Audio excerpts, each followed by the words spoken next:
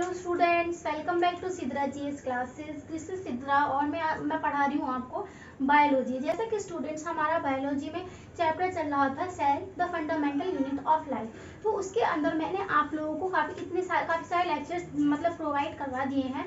उसके अंदर मैंने बहुत सारी चीज़ें आप लोगों को करवा दी थी, जैसा कि मैंने डिस्कवरी ऑफ द सेल करवा दिया था आप लोगों को, डेफिनेशन ऑफ द सेल भी करवा दिया था, and parts of the cell में मैंने आप लोगों को cell membrane, cell wall and nucleus and cell organelle start किया था मैंने।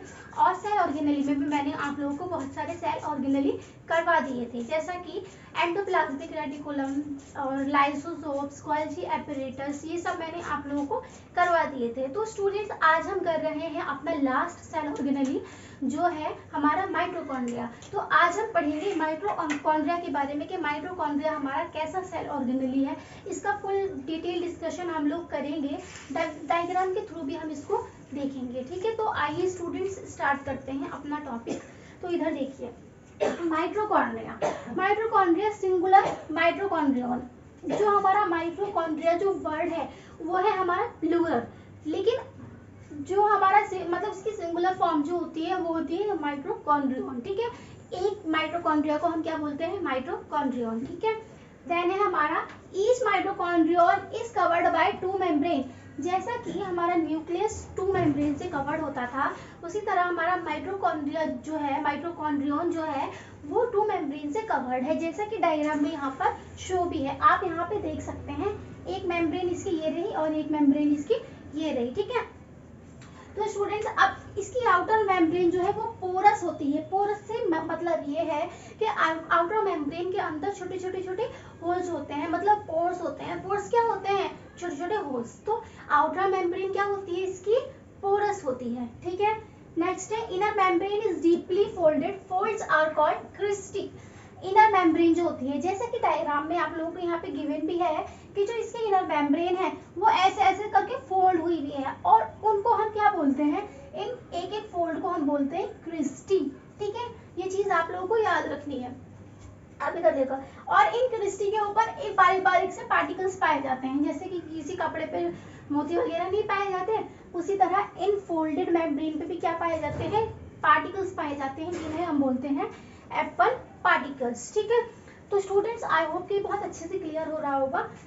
अब हमसे ये कोई क्वेश्चन करे कि इसकी इनर मेम्ब्रेन जो है वो फोल्डेड क्यों हो जाती है, ऐसा क्यों होता है, सीधी भी तो रह सकती है, जैसा कि हमारी न्यूक्लियस में होती है कि सीधी बिल्कुल होती है, ऐसे सीधी भी तो रह सकती है, लेकिन जो हमारा माइटोकॉन्ड्रिया होता है उसको ज्यादा अंदर की साइड ज्यादा मतलब सरफेस एरिया की जरूरत होती है। तो क्या करता है, अच्छा एक बात बताइए, एक जो हमारी एक सड़क ऐसी है और एक सड़क ऐसी है, किसमें ज्यादा पानी स्टोर होगा, ऑब्वियसली इस वाले में ज्यादा स्टोर होगा, क्योंकि वहां पे एक गड्ढा भी है, उसकी वजह से वहां पे ज्यादा पानी स्टोर हो जाएगा, है ना। तो इसी वजह से सरफेस एरिया बढ़ाने की वजह से क्या होता है, इनर मेम्ब्रेन जो है वो फोल्डेड हो जाती है और सरफेस एरिया बढ़ा देती है। ठीक है, अब इधर देखो, तो यहाँ पर लिखा भी है surface area of inner membrane. Inner membrane का जो सरफेस एरिया होता है वो आउटर मेम्ब्रेन से ज्यादा होता है, जैसा कि यहाँ पर शो ही है। ठीक है, अब है they have their own DNA and ribosomes. इनके पास खुद का डीएनए होता है और राइबोसोम्स भी होते हैं, जैसे कि हमारा लाइसोसोम्स में था कि उनके पास उनका खुद का डीएनए और राइबोसोम्स होते हैं, उसी तरह से माइटोकॉन्ड्रिया में भी क्या होता है, खुद का डीएनए और राइबोसोम्स होते हैं। ठीक है, अब इधर देखो, सिंथेसाइज देयर ओन प्रोटीन। जब इनके पास खुद के राइबोसोम्स होते हैं, और राइबोसोम्स क्या, राइबोसोम्स कौन बनाते हैं, हमारे आरएनए बनाते हैं। अब आरएनए क्या है, प्रोटीन सिंथेसिस मतलब प्रोटीन सिंथेसाइज साइट है। ठीक है, तो वो क्या करता है, प्रोटीन बनाता है। उसी तरह से माइटोकॉन्ड्रिया भी क्या करता है, अपना प्रोटीन खुद बनाता है। ठीक है, तो और ये था इसका डायग्राम। अब डायग्राम में ये है हमारे आउटर मेम्ब्रेन, जैसे कि यहाँ पे लिखा भी है, ये है हमारे इनर मेम्ब्रेन जो कि फोल्डेड है। इनर मेम्ब्रेन की फोल्ड्स को क्या बोलते हैं हम, क्रिस्टा। अब क्रिस्टा के ऊपर क्या प्रेजेंट होते हैं, F1 पार्टिकल्स प्रेजेंट होते हैं। ठीक है, तो होप कि स्टूडेंट्स आपको ये बहुत अच्छे से क्लियर हो गया होगा। अब आप इसका स्क्रीनशॉट ले लीजिए। तो आइए स्टूडेंट्स अब देख लेते हैं functions of the mitochondria. Mitochondria की क्या क्या फंक्शंस है, वो क्या क्या फंक्शंस परफॉर्म करता है। तो स्टूडेंट्स देखिए, पहला फंक्शन हमारे पास ये है, mitochondria is power house of the cell. ये सबसे इंपॉर्टेंट फंक्शन है, आप इसको स्टार मार्क कर लीजिएगा, क्योंकि ये आपके पॉइंट ऑफ मतलब एग्जाम पॉइंट ऑफ व्यू से बहुत ज्यादा इंपॉर्टेंट है कि power house of the cell क्यों कहा जाता है। एक तो ये इंपॉर्टेंट फंक्शन है, सेकंड इंपॉर्टेंट फंक्शन ये है दे डू सेलुलर रेस्पिरेशन, ये क्या करते हैं, सेलुलर रेस्पिरेशन करते हैं।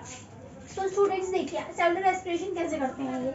लेट अस सपोज बच्चों कि मेरे पास क्या है, कोई मेरे पास यहाँ पर माइटोकॉन्ड्रिया की सेल है, ठीक है, माइटोकॉन्ड्रिया है। तो माइटोकॉन्ड्रिया ने क्या किया, अपने अंदर ली ऑक्सीजन। अब जब ऑक्सीजन ली तो इसके अंदर जितना भी फूड स्टफ था उसने क्या किया, ऑक्सीडेशन किया, मतलब ऑक्सीजन के ऐड होने को हम क्या बोलते हैं, ऑक्सीडेशन बोलते हैं। तो ऑक्सीडेशन किया किसकी प्रेजेंस में, एंजाइम प्लस O2 की प्रेजेंस में, ठीक है।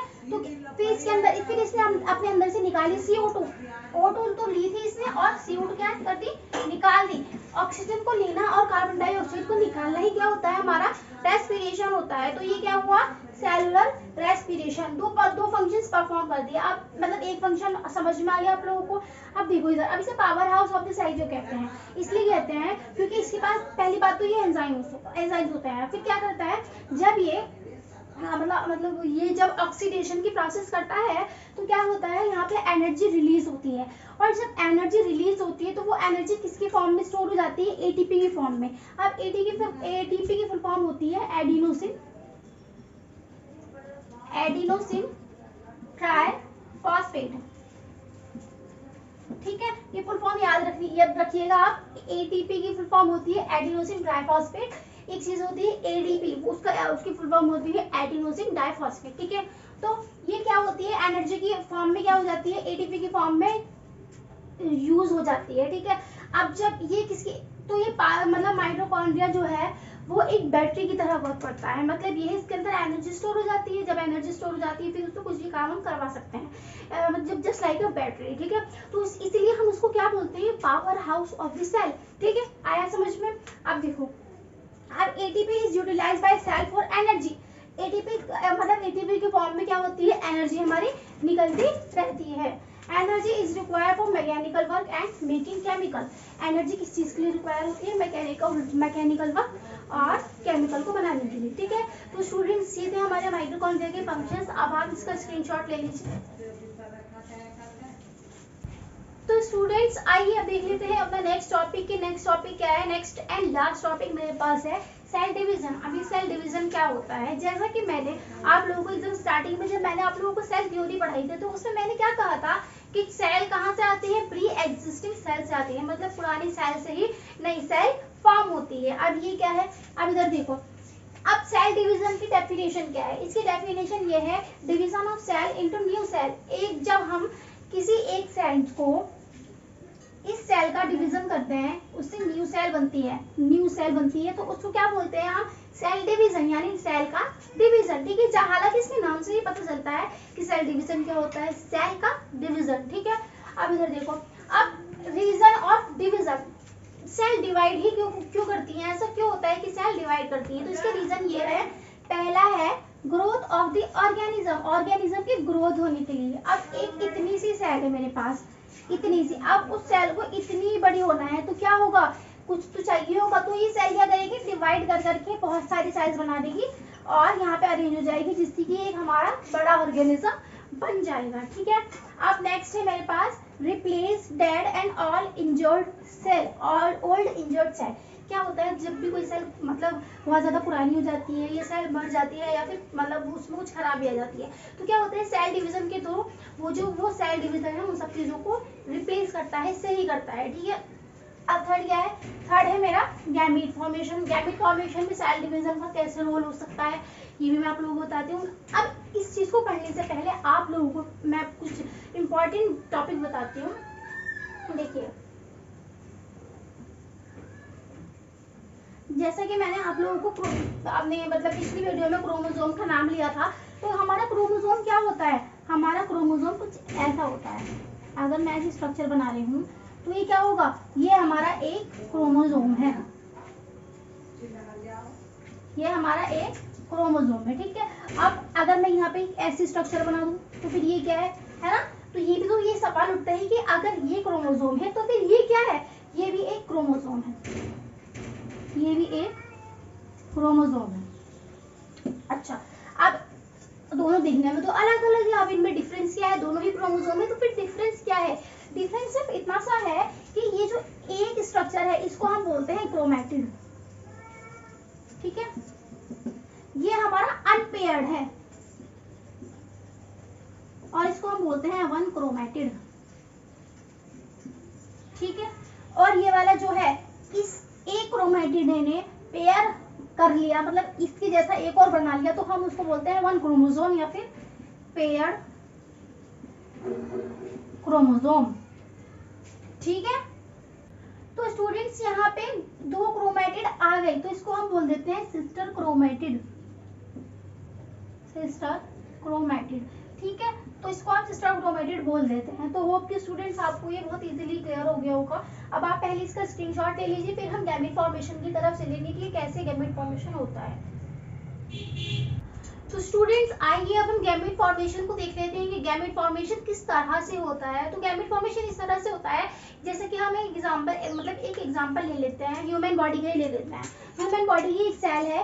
ह्यूमन बॉडी में कितने क्रोमोसोम्स होते हैं? ह्यूमन बॉडी में होते हैं हमारे 46 क्रोमोसोम्स, ठीक है। कितने क्रोमोसोम्स होते हैं? 46। अब जब मैंने ये कहा है, मतलब अगर कोई भी सेल डिवाइड करेगी तो क्या होता है, हमारे जो क्रोमोसोम्स के नंबर होते हैं वो हाफ हो जाते हैं। लेकिन अगर सेल का ये डिवीजन होता है, सिंपली अगर मैं बोलूं नॉर्मल सेल से, सिर्फ सेल का डिवीजन आप लोगों को करना है, यानी सोमेटिक सेल आप लोगों को बनानी है, तो क्रोमोसोम का नंबर सेम रहता है। यानी इस सेल से अगर मैं सोमेटिक सेल बना रही हूँ तो क्रोमोसोम का नंबर सेम रहेगा, यानी सोमेटिक सेल, ठीक है। लेकिन अगर मुझे इस सेल से क्या बनाना है? गैमीट बनाना है। तो गैमीट जब हम बनाते हैं ना, तो क्या होता है, ये जो क्रोमोसोम नंबर है ये हाफ हो जाता है, क्रोमोसोम नंबर हाफ हो जाता है, देखो। तो इसमें बचेंगे हमारे 23 क्रोमोसोम, ये है हमारा एक गैमीट, ठीक है। अब ये गैमीट फॉर्मेशन होता ही क्यों है? क्योंकि मतलब गैमीट बनता ही क्यों? गैमीट बनता है हमारे रिप्रोडक्शन के प्रोसेस से। अब रिप्रोडक्शन के प्रोसेस क्या है वो मैं आपको बताती हूँ। इधर देखिए,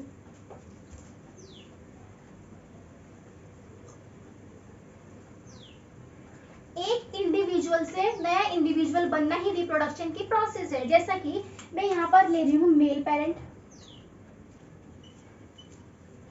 और यहाँ पर ले रही हूँ फीमेल पेरेंट, ठीक है। अब इनमें रिप्रोडक्शन किसके थ्रू होता है? रिप्रोडक्टिव ऑर्गन्स के थ्रू,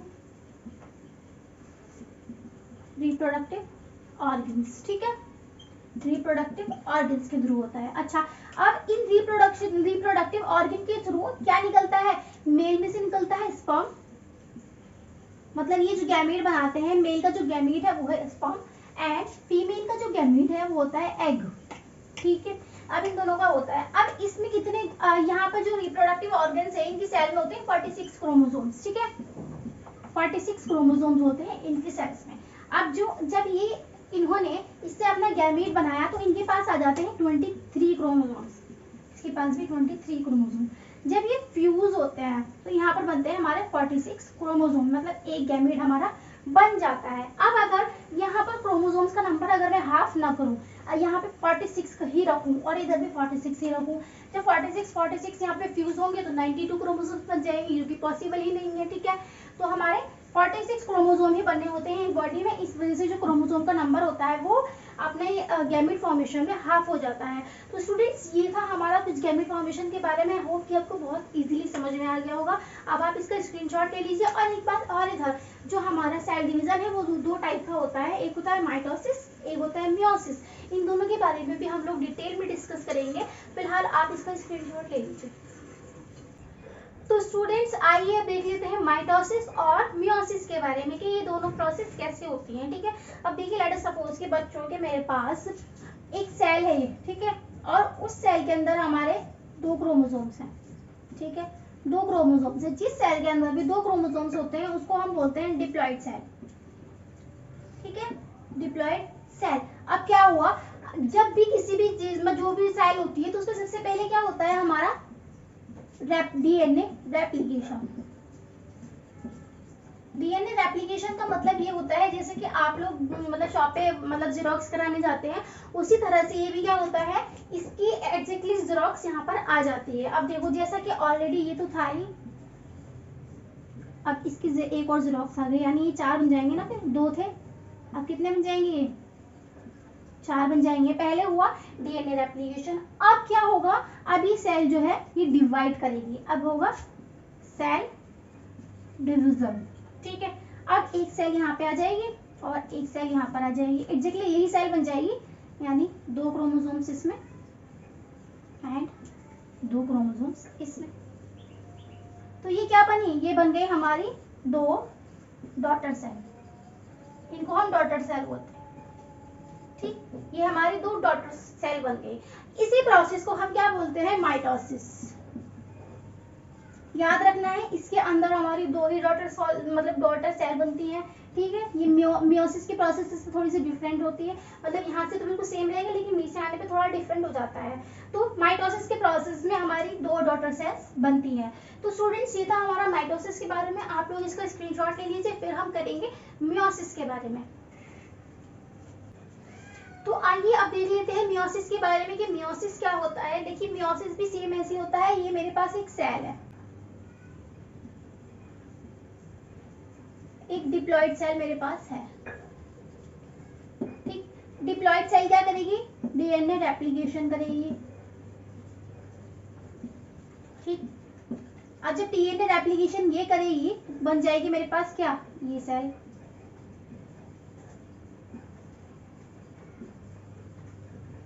बन गई ये वाली सेल। अब क्या होगा, सेम वही प्रोसेस,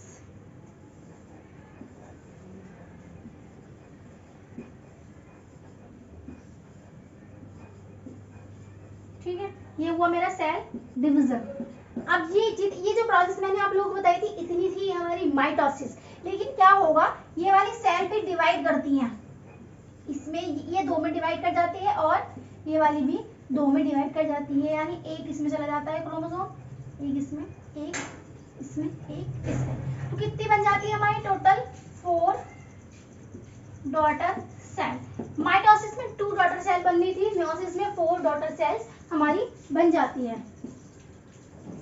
ठीक है, अब जो माइटोसिस था उसमें जो हमारी डॉटर सेल बन रही थी वो भी मतलब डिप्लॉइड ही थी, लेकिन यहाँ पे क्या हो जाता है, एक ही क्रोमोसोम है, तो ये हो जाती है हमारी हैप्लॉइड। ठीक, ये चीज आप लोगों को याद रखनी है। अभी मैं आप लोगों को इसमें डिफरेंस भी करवाऊंगी, तो अब आप इसका स्क्रीनशॉट ले लीजिए। तो स्टूडेंट्स, आइए अब देख लेते हैं difference between mitosis and meiosis. इन दोनों में डिफरेंस क्या है, डिफरेंस ये है 1 सेल डिवीजन अकर और इसमें 2 सेल डिवीजन अकर। जैसा कि मैंने आप लोगों को बताया था कि ये एक सेल थी, उसने क्या किया, डीएनए रेप्लिकेशन किया, उससे एक सेल बन गई जिसके अंदर हमारे 4 क्रोमोसोम्स आ गए। इसमें 2 थे, इसने रेप्लिकेट किया तो 4 क्रोमोसोम्स आ गए। फिर इसने क्या किया, ऐसा कर दिया, इसमें 2 क्रोमोसोम्स इसमें चले गए और 2 क्रोमोसोम्स इसमें चले गए। ये थी हमारी डिप्लॉइड, तो यहाँ पे डिप्लॉइड भी हमारी बन गई। तो एक ही सेल डिवीजन इसमें हुआ। लेकिन मियोसिस में क्या होता है, ये वाली सेल भी डिवाइड कर जाती हैं इस तरह से, 1 क्रोमोसोम सब में चला जाता है। तो क्या होगा, एक सेल डिवीजन यहाँ होगा, एक सेल डिवीजन यहाँ पर हो जाएगा, तो 2 सेल डिवीजन हो गए मेरे।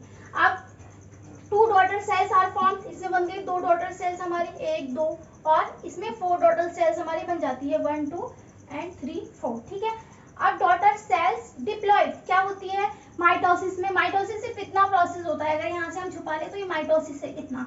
तो डॉटर सेल्स क्या होती हैं, डिप्लॉइड होती हैं, क्योंकि उनमें 2 क्रोमोसोम्स होते हैं। और मियोसिस में अगर ये पूरी प्रोसेस हम देखें, मियोसिस में जो डॉटर सेल्स बनती हैं वो क्या होती है, उसमें एक ही क्रोमोसोम्स होता है, वो जाती है हमारी हैप्लॉइड। ठीक है, तो ये हो जाती है हैप्लॉइड।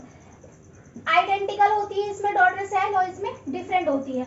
आइडेंटिकल इसलिए क्योंकि यहाँ पे भी 2 क्रोमोसोम्स है और यहाँ पे भी 2 है, इतनी माइटोसिस। ठीक है, और डिफरेंट इसलिए होती है क्योंकि यहाँ पे एक ही क्रोमोसोम आ गया।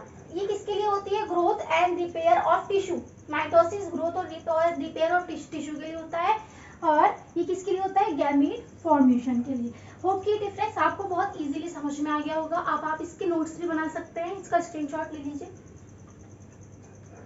तो स्टूडेंट्स, आइए अब देख लेते हैं हमारी लास्ट टॉपिक क्या है। लास्ट है प्लांट और एनिमल सेल में जस्ट थोड़ा सा डिफरेंस है, उसके बाद हमारा जो चैप्टर है वो एकदम फिनिश हो जाएगा बहुत अच्छी तरह से। ठीक है, तो देखो प्लांट सेल और एनिमल सेल में डिफरेंस क्या है, ये मैं इसलिए लिखवा रही हूँ क्योंकि आपके एग्जाम्स में डायरेक्टली क्वेश्चन आ जाता है कि differentiate between plant cell and animal cell. तो आइए देख लेते हैं।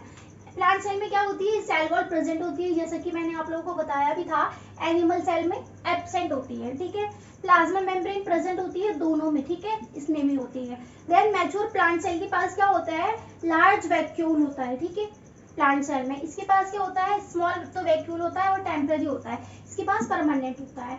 कोल्जी एपरेटस किसकी फॉर्म में प्रेजेंट होता है, डिक्टायोसोम्स की फॉर्म में प्रेजेंट होता है, इसमें प्रोमिनेंट कोल्जी एपरेटस प्रेजेंट होता है। तो ये आप ना नोट डाउन कर लीजिएगा अपनी कॉपी में, और या फिर इसका स्क्रीनशॉट भी ले सकते हैं, तो आप इसका स्क्रीनशॉट ले लीजिए। तो स्टूडेंट्स आज के लिए इतना ही, तब तक के लिए आप पढ़ते रहिए, एनसीईआरटी को रिवाइज करते रहिए और मेरे लेक्चर्स को देखते रहिए। होप कि आप लोग बायोलॉजी भी बहुत अच्छे से एंजॉय कर रहे होंगे। तो स्टूडेंट्स ये वाला जो हमारा चैप्टर है, cell the fundamental unit of life, ये आज एकदम बहुत अच्छी तरह से कंप्लीट हो गया है। होप कि आपने पिछली वीडियोस देख ली होंगी, और अगर नहीं देखी है तो प्लीज पहले जाके पिछली वीडियोस देखिए, तभी आप लोगों को ये वाली वीडियोस समझ में आएंगी, क्योंकि आप लोग सीक्वेंस वाइज चलते हैं तो इजीली आपके दिमाग में जो बातें हैं वो रह जाती हैं, ठीक है। तो स्टूडेंट्स आप पढ़ते रहिए, मिलते हैं अपनी नेक्स्ट वीडियो में नए चैप्टर के साथ। Thanks for watching.